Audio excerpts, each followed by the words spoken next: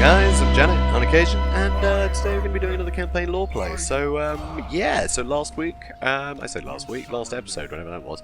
I mean, who even knows anymore? In the last episode we talked about Auckland, and a little bit about Norskins, and fun was had by all. So today though, as promised, we're going to talk about Hochland, as I said we'd do. So it's actually the Grand Barony of Hochland. So if you want to know where it is, you can see the Middle Mountains to the left here. There's Ostland, and sorry, not Ostland, Hochland. Anyway, so Hochland is the Grand Barony of Hochland. The ruler is the elect Count Adelbrand Ludenhof. He's also the Grand Baron of Hochland, Marshal of the Talabec Reach, and Defender of the Shrines. Also Baron of Hergig. So, again, in, true to form, all the elect counts have a billion titles, and they're all very fancy sounding, so love it. I still think the Moot have got best titles, but well. So, the land of Hochland. Comprising the eastern end of the Drakwold Forest, Hochland is a heavily wooded province, bounded by the Middle Mountains in the northeast, and rivers Drakewasser, Talabec and Wolf's Run on the west, south and east respectively. West beyond the strip of Hochland on the left bank of the Drakewasser lies Midland, and Talabecland is to the south, while Ostland girds Hochland's east and north.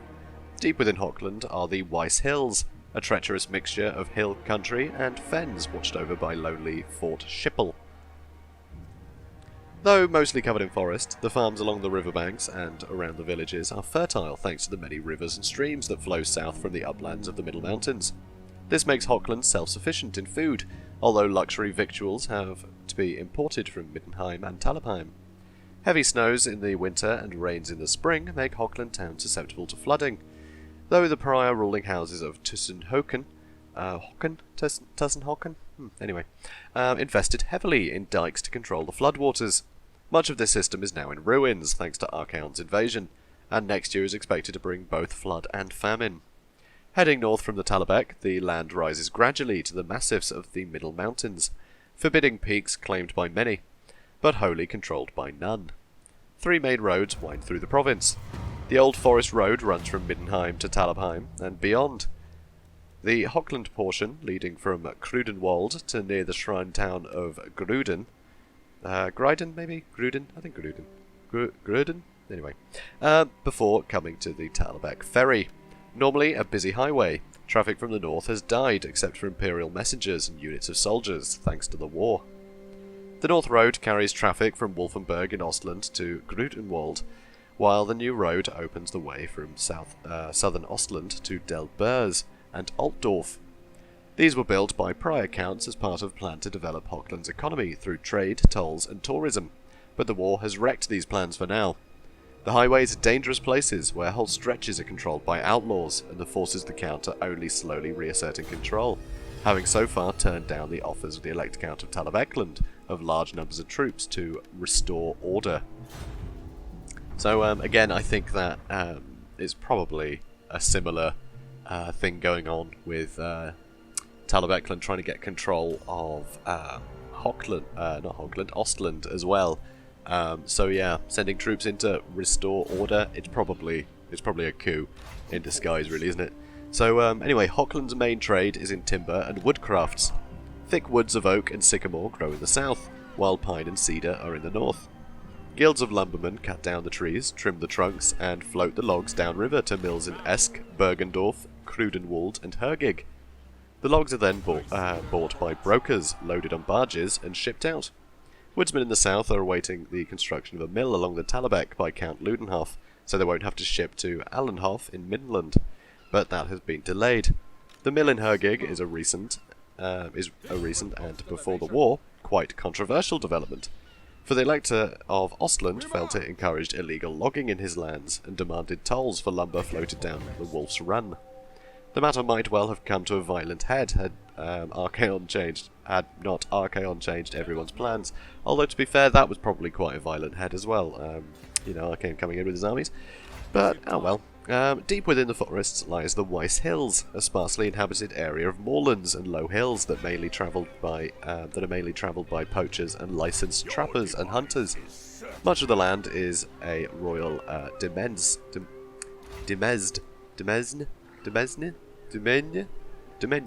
I don't know, of the Counts of Hochland, watched over by the Warden of Fort Schiphol. When Archaon's forces invaded, some of their greenskin allies decided that the Weiss Hills were as good as a place to stop, and now the area and the surrounding woods are infested with the goblins and orcs of 3 different tribes, in addition to human outlaws. So yeah, it's a bit of a mess in the north, isn't it? You know, definitely getting that impression. Archaon really did number on it. So, so the people of Hochland. I want to go through some little choice sayings of theirs. So they'd say, I'd sooner burn my bow, which means I'll never do that. You know, shows a lot of archers, you know, a lot of huntsmen and things in Hochland. You could skin him more than once. Either he's very gullible, or he's very fat. There's no living peeling apples. It's a task that doesn't pay, from the imperial practice of paying a small bounty on killing orcs and goblins. So that's novel. Even unto death. Drinking toast amongst friends. So, that's nice. So, you know, we'll be friends even, you know, till we die. Even when we're dead, you know, that's nice. So, although, obviously, it's still very grimdark, isn't it? Because, obviously, death has to be part of it, because that's so normal in these parts, you know. But, oh well. So, the people. Hochlanders are, for the most part, descended from the proud Cherusan tribe, having mingled for some time within the Talutans of Talabecland. The tribe eventually left the lands of the Great Forest and migrated to a small area near the Middle Mountains. Amidst verdant woods filled with game, these people had found the home they wanted. Less warlike than their neighbours, they contented themselves with hunting, fishing, and singing praises to Tal and Raya. When other tribes of warbands of orcs or beastmen would raid, the early Hochlanders would melt back into their forests, using craft to defeat their enemies. By the time of Sigmar, the Hochlanders, so called because they were upriver of their kin to the south, had become skilled scouts and skirmishers, and made valuable contributions to Sigmar's wars. In return, he made their chief, Aloysius, a Count of the Empire, much to the annoyance of the Talabecland Count, who felt the ties of kinship gave him the right to rule Hochland. Hochland is a small but proud province, famed for its hunters and trackers. Their traditional dish of fired venison has been exported across the empire, but gourmands say it still tastes best cooked under the night sky of Hochland. At their best, Hochlanders are considered loyal, valiant, and adaptable. Modern Hochlanders are amongst the most open and friendly people in the empire. With their land being a crossroads for so much of the northern and eastern empire, they have developed a tolerance unusual elsewhere. Though mainly worshippers of Tal and Raya and of Sigmar, contact with travellers and merchants using the roads has made Ulrich popular in the northeast, while Shalia has a strong cult.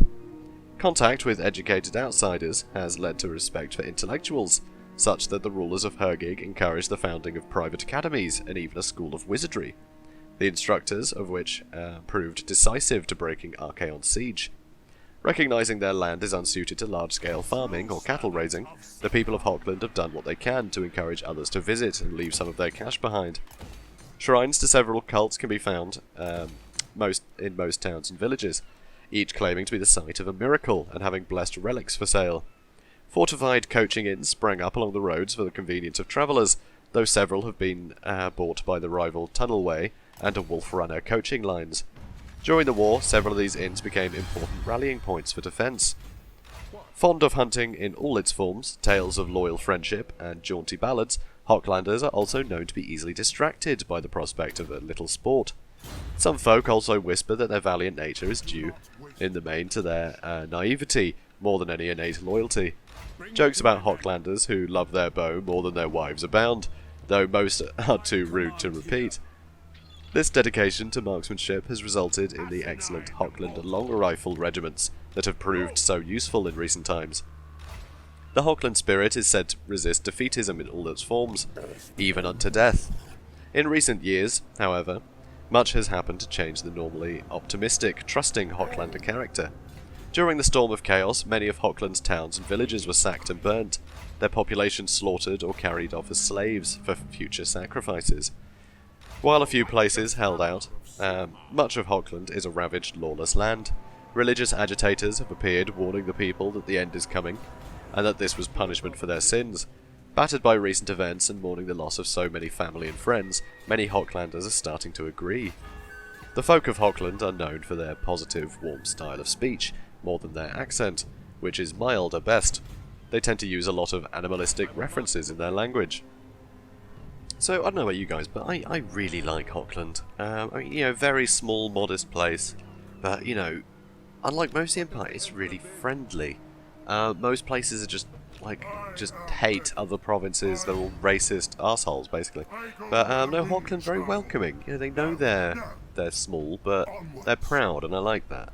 I think it's really nice, and you know, you can just sort of imagine going there, you know, being welcomed in a tavern, you know, with some like freshly caught venison and stuff. You know, it's very nice. And obviously, you know, the Hochland long rifle, such a cool invention. When are they going to be in Total War, I wonder? Because we still don't have the Master Engineers as heroes, you know, and I think we should. Should definitely get some of those, you know, with the Hochland long rifle. You know, some like decent snipers. Because yeah, we don't really have any snipers, do we? I mean, I guess the Wood Elves have got, you know, stupid range, but yeah, there's not really a sniper for the Empire, and there should be, because the Hochland long rifle is a brilliant invention, and it should have a place in Total War. But you know, that's just me moaning, I guess. But hopefully in the next patch we might get some, so you know, we'll see. So yeah, so now I'm going to talk about some of the significant places in Hochland. So first off we have Esk, that's E-S-K. Far in the north, by the Middle Mountains, lie the ruins of Esk, a village whose folk fled the coming armies of chaos. What happened to them is unknown, for no one among the refugees fleeing south or west has claimed to be from there. Esk was once a small mining and logging town, most noted for its nearby copper mines. Raw ore was smelted into ingots and then shipped downriver to Bergendorf for further distribution, as that route was often safer than the shorter road. The nearby castle was home to the bailiff of Esk, a retainer of Count Ludenhof. The castle, like the town, was destroyed in the invasion, and the bailiff assumed dead. In the last few weeks, however, rumours have been heard in Hergig of someone taking residence near the mines of Esk, perhaps in the old castle. A mysterious figure whose name is unknown. The gossips now call him the Necromancer of Esk, though whether he even exists or not is a question. Still, disquieting reports from the area have the Count concerned. So, that's kind of fun, you know? Place in ruin, possible Necromancer, everyone disappeared, yeah, possibly everybody got killed, in which case that'd be a great place for a Necromancer, you know, suddenly raise an army of the dead. Pretty creepy. So, again, it's not doing great, is it? So we have Gruden next, which is ruled by the famously devout Auerbach family. The village of Gruden sits along a branch road off the new road to Hergig. Interspersed among the homes and cottages, the population are amazing shrines to all the major gods of the Empire, with those of Sigmar and Tal and Raya being the largest. The Auerbachs have spared no expense, and many of the altars in the shrines are lined with gold leaf and decorated with semi-precious and precious stones, while beautiful stained glass windows adorn the walls. The people themselves seemingly do not resent the wealth lavished on these temples, for they are paid to maintain them, and they are sure they protect the village. After all, did not the invading Chaos armies bypass Gruden, as if they did not even know it was there? The wonders of its shrines make Gruden a popular pilgrimage spot, of course, but even more notable is the Seer of Gruden, Klaus Homestead, a wizened old man who claims to be over 100 years old. He resides in a hut in the nearby woods, and people come from all over the Empire in hopes of gaining an audience and receiving his prophecies. There is no apparent rhyme or reason to who he sees. A peasant is as likely to get an audience as is an elector. Many are denied his presence altogether. The prophecies themselves are cryptic, and their meaning only obvious in retrospect. So next up, we have Hergig. So the capital of Hochland, Hergig, is home to the Ludenhof family, and was once the site of a mighty fortress. It was also home to the Hochland College of Sorcery, a school licensed by the Emperor for the academic study of magic and its theory. With quarries nearby, the town before the war was rebuilding itself as a modern place of stone and brick, its small dwarf quarter supplying their skills in the construction. It is also the site of the Gate of the East Bridge, which in the past has been the focus of battles between the expansionist counts of Auckland and Hochlanders. Hergig suffered greatly in the war, and the city itself falling after a horrendous siege that saw great fires spread outward from the old quarters. The Great Keep was the last to fall, and that thanks only to the skilled magic of the college's instructors and the bravery of the Count's soldiers. Now, with the enemy gone, for now at least, Count Ludenhof has returned from Talabheim, where he fled at the city's fall, and he has begun rebuilding and re-establishing his rule over Hochland. So, Auckland's had a bit of a bad time of it, haven't they? But luckily, Gruden's still going, so there's going to be a lot of people, especially in the wake of, a Chaos invasion, who are going to be wanting to make pilgrimage to the old gods, and hopefully that money can go towards rebuilding Hochland. That's the hope, right? Great tourism spot, and it sort of still is. So, yeah, interesting. So, back to the campaign for a bit, actually. You may have noticed I've basically vassalized pretty much every other human nation now. Confederated with a lot, vassalized with some. The only place I think at the moment that's completely sort of free of my influence is Averland, who I just completely surround and have a military alliance with. So that's kind of fun. Or is it defensive alliance at the moment? I forget. But I end up with a lot of strong allies in this one. So more meat to throw into the grinder, really. So yeah, watch out, the North. Going to be in a lot of trouble. But you can see scaling is on the move with some pretty big armies. Luckily, I've got equally large and probably more talented forces on the way. So it's looking alright. But Chaos are yet to move into Kislev proper. So yeah, it's looming now. It's looming. So next, I think talk about another province. Which one shall we pick? Okay, so the only actual province that we own. Well, I've got, alliances with the rest of them at the moment. The only other one that we have is Talabecland. So I think it's worth talking about that, right? It makes sense to talk about our own lands first. Talabecland. So the Grand Duchy. The Grand Duchy of Talabecland. So the ruler is the Elector Count Helmut Fauerbach. He's the Grand Duke of Talabecland, beloved of Tal, and Margrave of the East March. So pretty scant titles there. It's about half what a lot of the other counts have got. But he owns Talabheim, so he's a powerful guy. That's a hell of a city. It rivals the other sort of three great city-states. So anyway, so the land stretching more than 700 miles from east to west, Talabecland occupies the centre of the empire, bordering on more grand provinces than any other.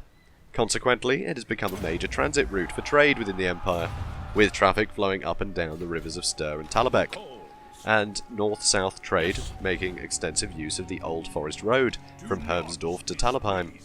Elector Count Helmut Fauerbach rules it with an iron hand, though recently his failure to return from the war has led to increasing rumours that he has died during the Storm of Chaos. The dominant feature of Talabecland is the Great Forest, which stretches from end to end along the province's long axes. Less forbidding than the Forest of Shadows or the Drakwold, the Great Forest is nonetheless home to its share of dangers and mysteries, although there are isolated villages scattered throughout the forest, and despite the Talabecland skill as a woodsman, the interior of the Great Forest remains a fearful and mysterious place to many. Deep within it lurk bands of beastmen and greenskins left over from the last incursion of Chaos, as well as maleficent things that have lived there since the dawn of time. So I'm thinking dragons, right? It's got to be dragons. It's always dragons. It's a fantasy world. Dragons.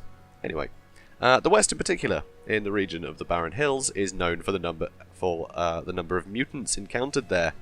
Many of the folk of Talabecland make their living from the woods in one way or another, either as foresters, charcoal burners, or trappers. The woodlands themselves are of the same primordial forest that once covered all of the empire, formed of oak, birch, and beech in the south, moving towards darker evergreen pines in the north. The woods are pierced now and again with the occasional clearing or rock outcropping. It is in such places that the villages of the towns of the woods folk can be found. A central spine of hills runs east to west in Talabecland, and cartographers divide them into 3 distinct regions. Near Ostermark are the Kolser Hills, which are largely uninhabited, but known for eldritch stone monuments atop many hills, apparently arranged like paths from hilltop to hilltop. Occasionally, farmers clearing trees for land have discovered earthworks and odd mounds formed in strange, suggestive shapes. Their purpose is a mystery, but the hierarchy of the cult of Tal and Raya have claimed this land as a cult preserve for their own research.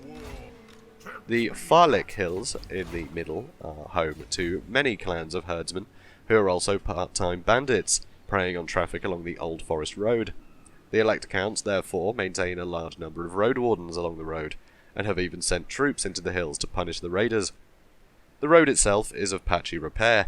In some places, stone flagging and gravel form a smooth surface, whilst in others, it is little better than a dirt path. Toll houses, many abandoned now, are supposed to raise coin for the upkeep of the road. Many of these have been attacked and destroyed by forest beasts, and there are few brave or stupid enough a man to man them these days. Talabeclanders fear the Eastern Barren Hills, a land they consider cursed. More than 100 years ago, to hear country people tell it, the Chaos Moon Moorslide spat upon the world, its spittle landing on what were then called the Green Hills. Soon, most plants and animals within the area died.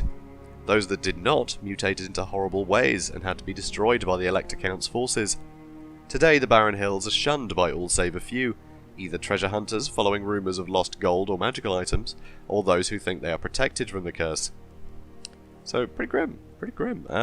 So, interesting place, I think. A lot of banditry, but then it is a very big province, with a lot of open space and a lot of forest. So, you know, you're going to get those folk around there. So, moving on. Most of the people of Talabecland are descendants of the Talutan tribe, to whom Sigmar gave rulership over all the lands between the Talabec and the Stir.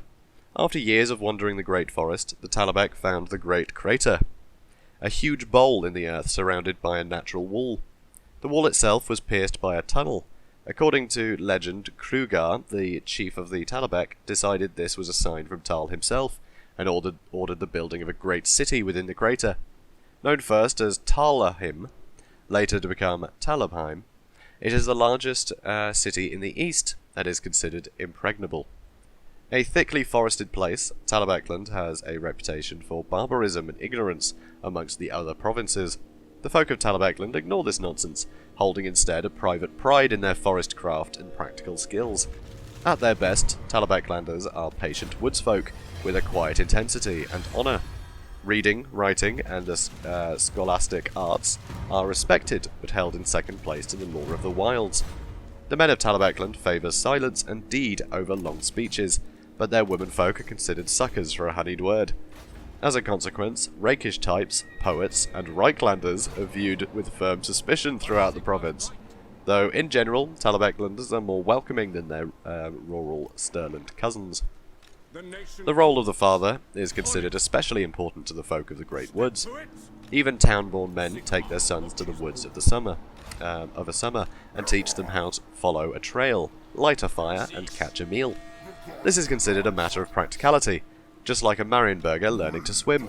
A lad without a father to patiently teach him in the ways of the wood and the bow is considered unlucky indeed. Sadly, the storm of chaos has left many a youngster with no means of initiation into the ways of his forefathers. Talabeclanders, even their nobility, are usually self-effacing. Their histories tell tales of great deeds while downplaying the role of persons involved. It's the doing that counts, not who does it, is an old Talabecland saying. At the tournament, held every 2 years at Kusel, Talabecland knights wear the provincial colours on their shields, the only indication of their families being a small badge on their shoulders. Tradition considers the glory won to belong to the people as a whole. They are a religious people, revering all the gods of the empire, but holding special reverence for Tal and Raya. Indeed, Tal's greatest temple is found in the small woods outside Talabheim, in the Great Crater. Ulrich is also popular, for although not braggarts, Talabeclanders are known for their warlike ways. Talabheim itself was the home to the cult for a while, in the 2nd millennium, when the Ulrich left Middenheim for Talabheim after a dispute with the Graf. At their worst, Talabeclanders can be argumentative, primitive, hard drinking, and mean. And though they do not wear leaves, as others accuse them of doing, Talabeclanders generally eschew elaborate clothes and prefer practical garb that can stand up to rough handling. Kitted like a Reichlander is a popular expression for someone who dresses like a dandy. More than one effete stranger has been found tied upside down to a tree, or worse. Talabeclander speech is smooth with slurred together words, though the cultured elites of Talabheim prefer to speak proper Reichspiel. The rest of the empire puts this curious speech down to the well-known Talabec tradition of brewing moonshine liquor in the woods. Many a prejudiced whisper speaks of wild parties held in the deeps of the woods, where semi-feral woods folk gather to drink liquor, hunt game, and clamber into reeking sweat lodges. Each year, curious empire folk attempt to find and purchase some of the strange and varied alcohols to come out of Talabecland, with little success. Talabeclanders resent any attempt to find out exactly how they worship Tal out in the woods. Indeed, freedom is very important to them. A man may think nothing of vanishing into the woods for weeks on end, if the mood takes him. If that leaves behind a struggling wife and child, then so be it, for if Father Tal calls, one must answer. So, very, very hardy bunch, aren't they? But sort of slightly aloof, in a way. You know, just sort of disappearing into woods and things, a lot of banditry. It's all very sort of laissez-faire attitude to law and order, really, isn't it? Which I find kind of amusing more than anything. But yeah, they're all kind of a bit mean, and, you know, doesn't seem a very friendly place to be. Though, somehow, they're more welcoming than Stirland. And now, Balthazar's speech. We search for Gromril ore. These greenskins have it. Slaughter them and find it for me. And if the dwarfs should think we carry out vengeance for their kin, then let them. I'd rather make allies of the bearded ones than enemies. They hold grudges, and I have not the time or inclination for another enemy. There are greater, more pressing fates at work. Now, bring me the heads of the orcs, for I will have their skulls turned to gold, their eyes pierced with hot lead. They will truly know searing doom.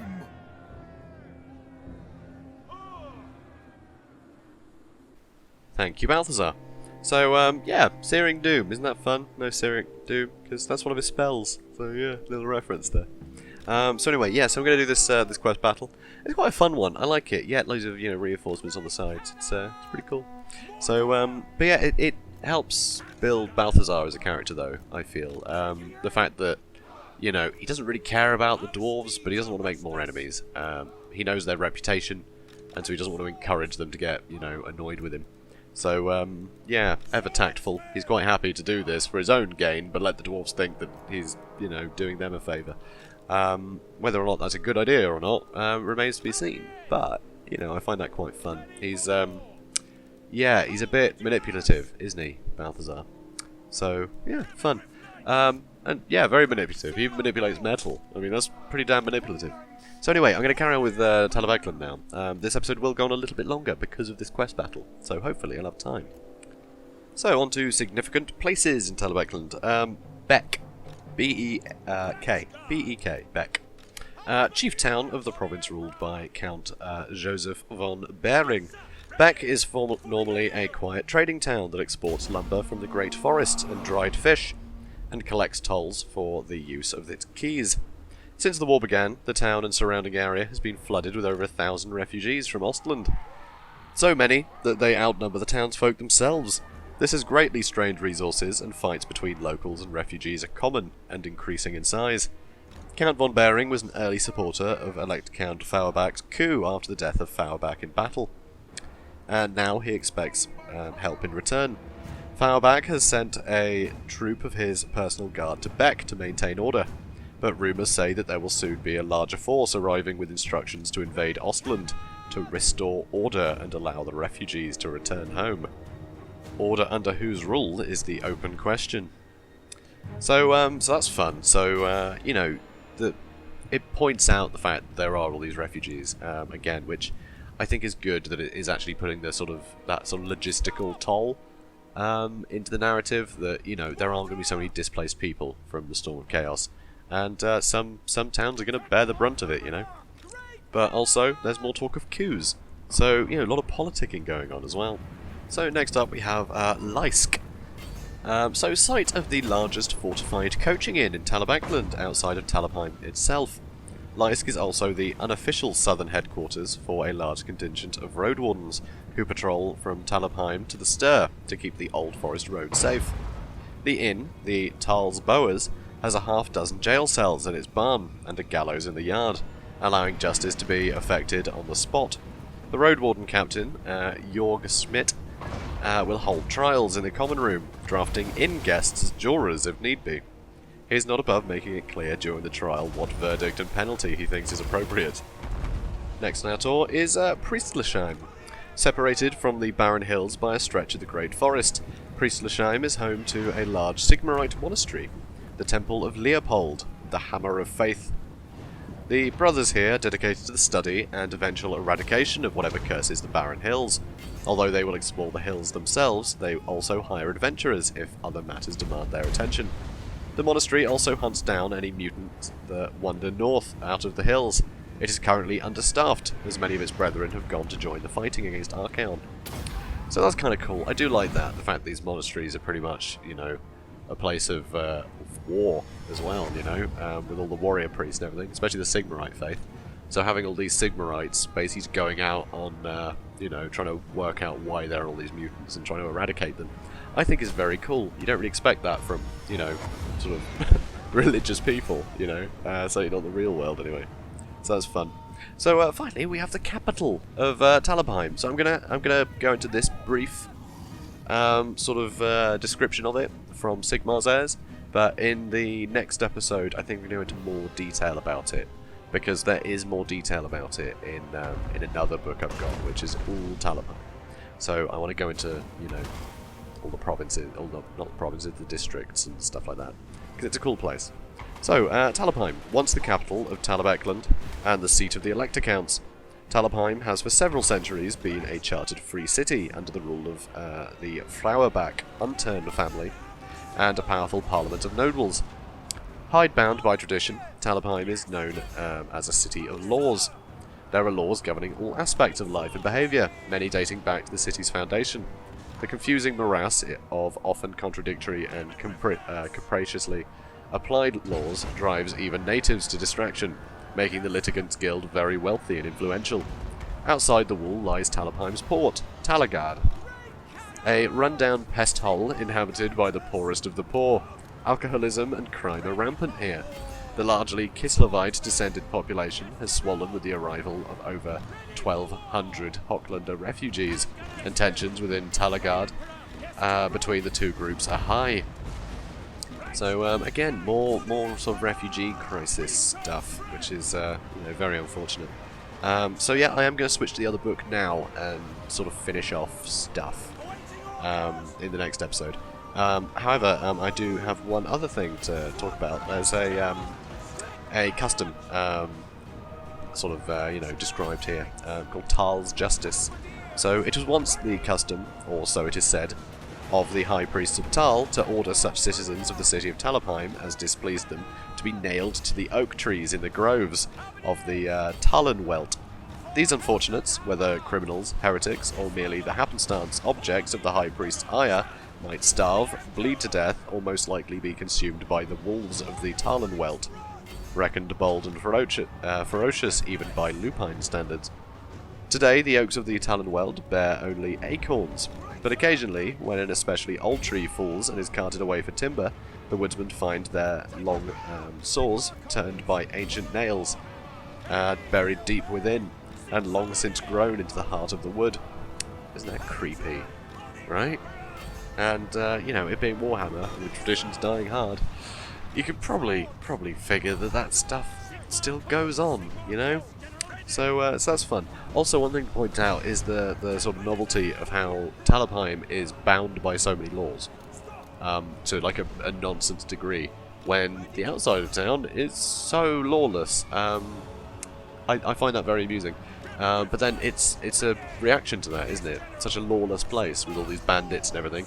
The people of the city are going to try and control that somehow, and how better do that than enact a load of laws? Of course, there's more, you know, you should probably just enforce them rather than making up more of them. but at least they're trying, right? So I find that fun. It's probably mainly just lawyers trying to make money for themselves by encouraging the overcomplexity of the law. But, you know, what can you do? There's a lot of politicking going on in Warhammer. So actually, with laws in mind, and how, you know, I have mentioned that's a quirk of the place, there is actually a section here in Terra in Talabecland, which is a 2nd edition Warhammer roleplay campaign book. Obviously got a lot of details on the city that the campaign is based, so, you know, great source of information. Here they actually have a section on the laws of Talabecland, and I think that's a good way to end, seeing as how we will be running out of footage again soon. So, Talabecland is known as the City of Laws for good reason. In its long history, the judges and lawmakers of the city enacted a mind-boggling list of laws that filter down to almost every aspect of life. Needless to say, enforcing all these laws is a daunting task, and most of the illiterate masses have no clue if they have violated some rule as they go about their business. Many of the customs of Talabecland are so enshrined, they are almost law. Meetings between guilds, the city parliament of nobles, and days of dedication to Tal, memorials to ancient sieges, and much more are all encrusted with pomp, ceremony, and inexplicable details whose origins are lost in the mists of time. Successive rulers have also made the habit of recording city ordinances in large, well-preserved books. Unlike many city-states, these have never been lost, stolen, burnt, altered, thrown away, pulped, or plain ignored. Thus, the civil life of the city is awash with laws. Ancient in origin, these laws are often conflicting and confusing, especially to newcomers. The Litigants Guild makes much of its living interpreting these laws for merchants and the like. They record their interpretation of the law in large tomes that are certainly larger than the original law books themselves. Young litigants must learn both the laws and the law of the law if they are to make it big in legal interpretation. They are shameless self-promoters.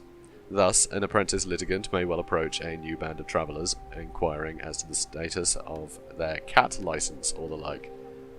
So here there's also a few little strange or, you know, sort of draconian laws, sort of, you know, little examples, such as in times of civil strife, citizens may carry weapons no larger than their forearm. So that's called the Zweig Act, drafted after armed thugs took advantage of a siege and carried immense swords and polearms to bully and steal from other citizens. So that's not very fun. Dwarfs are allowed free entry through the Wizard's Way on the 5th day of every month. And that was passed in 2115 after successful lobbying by the Dwarfen Iron Guild of Karazakarak. Also, fish caught in the Talabec River are considered the property of the First Office of the Purse. Fish over £3 must have 1/4 of its flesh allotted to the Minister for assessment. So that's very bizarre. That's issued in 2240 by the then High Councillor Johannesburg, former Minister of Taxation, and is rarely enforced. As I can imagine, it could really disrupt trade quite a lot, having to worry about fish so much. Anyway, consumption of alcohol within the field of absolution is limited to 1 tankard of ale, or its equivalent per person, with an additional witness tax of 1 silver per drink. And that's part of the Hard Spirits Bill of 2105, used as a measure to reduce potential rioting during executions. So that's good fun, isn't it? Good harmless fun. And I know we run out of time, but I'm going to keep going. There's also, where are these laws, right? They're not just in those tomes. No, they're also on the Obelisk of Laws. That's right, there's an Obelisk of Laws. Located in the heart of the Law Quarter. The Obelisk of Laws is a towering spire of veined black marble, surrounded by a wide open courtyard. New laws, bills waiting to be passed, political dialogue, and other important civic rules are posted on the obelisk, with the stated purpose of allowing the entire populace to know what these rulings are. In practice, however, the obelisk has little practical effect, as no one removes the old postings, thanks to an ancient law. And a person must look long and hard to discern what is new and important. Throughout the years, madmen have attempted to rip down or burn the laws pinned to the obelisk, but the offenders are quickly captured and torn to pieces by mobs. The obelisk serves as a meeting point for the city's barristers, clerks, judges, and other law professionals, where they discuss important rulings, gossip, and network in an informal setting. Food vendors wheel their carts nearby, and street urchins hawk several different newspapers and periodicals to the professionals that congregate here. So I find that amusing. So madmen have tried to burn it all down, but even just the townsfolk, such is the place, will just tear anyone apart who tries to go near their precious and insane and ancient like laws that have been posted there. So completely insane. These guys are all obsessed with it. So I find that very amusing. So now, guys, obviously we have gone way past, you know, sort of the usual like half-hour mark, as I'm sure you can tell. But yeah, I think we made a good start there, talking about yeah, well, we talked about one province, talked about Ostland and sorry, Hochland, and we were talking about yeah, Talabecland somewhat. I want to go into more detail about Talabheim, being the, you know, grand city that it is. So we'll be doing that next episode. But guys, hopefully you enjoyed this, and if you did, please do comment, like, and subscribe. You know, it all shows me you're enjoying it, and that feels good. So yeah, I'll see you in the next video then, I guess. Have a good one, guys.